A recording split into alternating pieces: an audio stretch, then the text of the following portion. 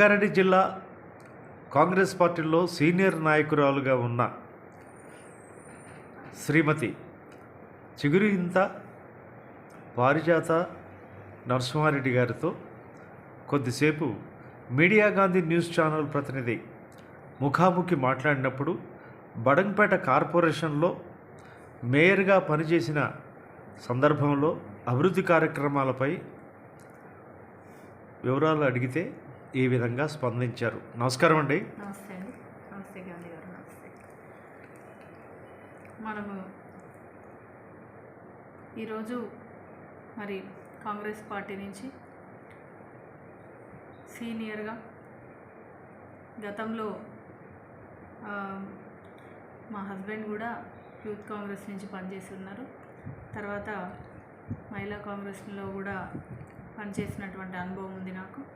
దాంతోపాటు ఒక గ్రామానికి సర్పంచ్గా 2006లో సర్పంచ్గా మొదటి ప్రస్థానం స్టార్ట్ చేసినప్పుడు ఒక మహిళా రిజర్వేషన్ ప్రకారం ఈ రిజర్వేషన్ వచ్చినందుకు చాలా సంతోషం వ్యక్తం చేస్తూ మరి ఒక గ్రామానికి, అది కూడా మేజర్ గ్రామ పంచాయతీ, ఉమ్మడి ఆంధ్రప్రదేశ్ ఉన్నప్పుడు ఉమ్మడి ఆంధ్రప్రదేశ్ గవర్నమెంట్లో ఒక మేజర్ గ్రామ పంచాయతీకి సర్పంచ్గా చేసినటువంటి అనుభవం, దాంతో మొదలైనటువంటి రాజకీయ ప్రస్థానం అంచెలంచెలుగా మరి మహిళా కాంగ్రెస్ జనరల్ సెక్రటరీగా స్టేట్, అలాగే బడంపేట కార్పొరేషన్ ప్రెసిడెంట్గా మహిళా అధ్యక్షురాలుగా పనిచేసినటువంటి నేను మరి ఈరోజు ఒక మేయర్గా బడంపేట మున్సిపల్ కార్పొరేషన్లో చేసినటువంటి ఈ అభివృద్ధి కార్యక్రమాలు దాదాపు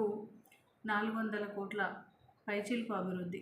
ఎందుకంటే బడంపేట మున్సిపల్ కార్పొరేషన్ అంటే మీకు అందరికీ తెలుసు, జిహెచ్ఎంసీ తర్వాత నాకు తెలిసి రెవెన్యూ పరంగా 2వ స్థానంలో ఉన్నటువంటి ఈ కార్పొరేషన్ మరి 74 కిలోమీటర్స్ అబోవ్ ఉంటుంది. మరి 32 డివిజన్స్తో ఏర్పడినటువంటి కార్పొరేషన్లో పేద ప్రజలకి, ముఖ్యంగా బడుగు బలహీన వర్గాలకి వాళ్ళు కోరుకునేది ఒకటే, ఫస్ట్ మంచినీళ్ళు, తర్వాత యూజీడీ సిస్టమ్, తర్వాత అండర్ గ్రౌండ్ డ్రైనేజ్, ఇంకా ముఖ్యంగా చెప్పాలంటే ప్రభుత్వం నుంచి వస్తున్నటువంటి సంక్షేమ పథకాలు, రేషన్ బియ్యమే కానివ్వండి, రేషన్ కార్డుతో పాటు వాళ్ళు ప్రభుత్వం నుంచి ఉపయోగించుకునే సర్వీసులు కూడా మనం అందించగలుగుతున్నాము. మరి కార్పొరేషన్ మేయర్గా ఏర్పడిన తర్వాత 400 కోట్ల పైచీలకు వాటర్ పైప్ లైన్ కానివ్వండి, యూజీడీ కానివ్వండి, సీసీ రోడ్స్ కానివ్వండి, బీటీ రోడ్స్ కానివ్వండి, సెంట్రల్ లైటింగ్ కానివ్వండి, పార్కులు డెవలప్ చేయడం కానివ్వండి, ముఖ్యంగా బటేల్గుట్ట అనేటువంటి బడంపేట యొక్క ఐకాన్ డెవలప్ చేయడానికి ఎంతో కృషి చేసినాము. ఈరోజు ఈ యొక్క బడంపేటలో అంత పెద్ద ప్లేసు, ఆ ఏరియా కూడా డెవలప్ చేయడానికి చాలా అదృష్టంగా భావిస్తున్నాను నేను.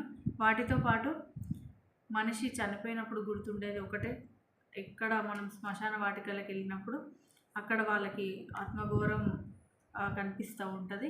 మరి ఆ యొక్క శ్మశాన వాటికలను కూడా ప్రతి చోట డెవలప్ చేస్తూ, ముఖ్యంగా మహిళలకు పెద్దపీట వేస్తున్నటువంటి మన కాంగ్రెస్ ప్రభుత్వం రాష్ట్రంలో మరి గెలిచిన ఒక 2 రోజులలోనే ఉచిత బస్సు ప్రయాణం, అలాగే మరి పేద బడుగులు ఎప్పుడైనా కూడా ఒక చిన్న ఇన్సిడెంట్ ఏది జరిగినా వారికి ఆరోగ్యపరంగా బాగుండాలని కోరుకునే ప్రభుత్వము మరి రాజీవ్ ఆరోగ్యశ్రీ ప్రారంభించింది అతి కొద్ది రోజుల్లోనే.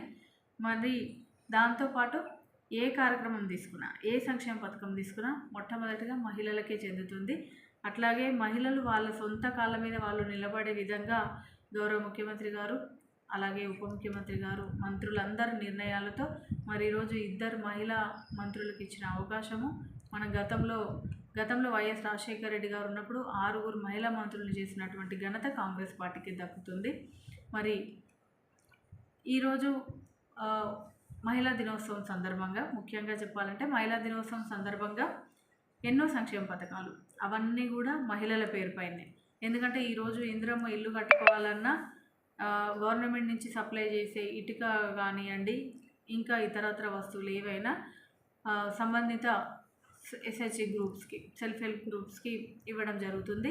దాంతోపాటు సోలార్ ప్లాంట్స్ కూడా మహిళల పేరు మీదనే ఇవ్వడం జరుగుతుంది. అలాగే బస్సులు, ఇప్పుడు ప్రభుత్వం ప్రవేశపెట్టినటువంటి బస్సుల్లో మహిళల్నే ఒక ఓనర్లుగా చేసే బాధ్యత ఈ ప్రభుత్వం తీసుకుంది.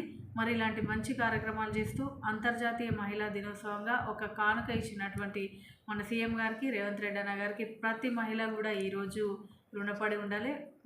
మనం హర్షం వ్యక్తం చేస్తూ రాబోయే రోజులలో మహిళలు ఇంకా ముందుకు వెళ్ళాలి అని కోరుకుంటున్నాను. ఎందుకంటే ఇప్పటికీ అన్ని రంగాలలో మహిళలు ఎక్కడ తీసిపోకుండా ప్రతి ఒక్క పనిలో నిమగ్నమై ఉన్నారు. మగవాళ్ళతో సమానంగా పనిచేస్తూ ఈరోజు మన్ననలు పొందుతున్నటువంటి మహిళా లోకానికి నిజంగా నేను పాదాభివందనం చేయాలి. మరి దాంతోపాటు మన ముఖ్యమంత్రి గారు తీసుకున్నటువంటి నిర్ణయం, మహిళలు లక్షాధికారులు కావాలి, ఒకే లక్ష్యం. ఎందుకంటే ఎప్పుడైనా వాళ్ళ కాళ్ళ మీద వాళ్ళు నిలబడి సంపాదించినప్పుడే సెల్ఫ్ కాన్ఫిడెంట్ వస్తుంది. ఆ కాన్ఫిడెంట్ అనేది ఈ ప్రభుత్వం ఇస్తున్నందుకు ముఖ్యంగా మహిళలందరూ కూడా రీసెంట్గా మన బడంపేట కార్పొరేషన్లో కూడా దాదాపు 3 కోట్ల పైచిలుకు వరకు కూడా మహిళలతో బొటిక్ కానివ్వండి, బ్యూటీ పార్లర్ కానివ్వండి, చిన్న తరహా పరిశ్రమలు లాంటివి నెలకొల్పుకోవడానికి కూడా ప్రభుత్వం చేయూతనిచ్చింది. దాంతోపాటు ఇప్పుడు మన మహేశ్వరం నియోజకవర్గంలో 4th సిటీ డెవలప్ చేయడానికి కూడా ముఖ్యమంత్రి గారు చొరవ చూపిస్తున్నందుకు చాలా చాలా ధన్యవాదాలు. ఎందుకంటే ఈ ఏరియాకు ఉన్నటువంటి ప్రాముఖ్యత ఆర్సీఐ, డిఆర్డిఎల్, బీడీఎల్ వీటితో పాటు ఒక 4th సిటీ అనేది ఒక వినూత్న ప్రయత్నము. మరి నూతనంగా ఈ యొక్క మున్సిపల్ ఈ యొక్క కాన్స్టిట్యున్సీ లెవెల్లో ఒక కాన్స్టిట్యున్సీ డెవలప్ అయి ఒక రాష్ట్రానికి ఐకాన్గా మారబోతుంది. కాబట్టి మహేశ్వరం నియోజకవర్గంలో తుక్కుగూడలో జరుగుతుంది. పారిజాత గారు, మీరు 5 సంవత్సరాలు మేయర్గా చేసినారు కదా, భవిష్యత్ ప్రణాళికలో రాజకీయంగా మీరు ఎలాంటి స్థాయికి వెళ్ళాలనుకుంటున్నారు? వాటికి ఏమన్నా మీ ప్రణాళిక ఏంటి? భవిష్యత్ రాజకీయ ప్రణాళిక ఏంటి? ప్రణాళిక అంటే ఒకటండి, ఎప్పుడు ప్రజల్లో ఉంటాము.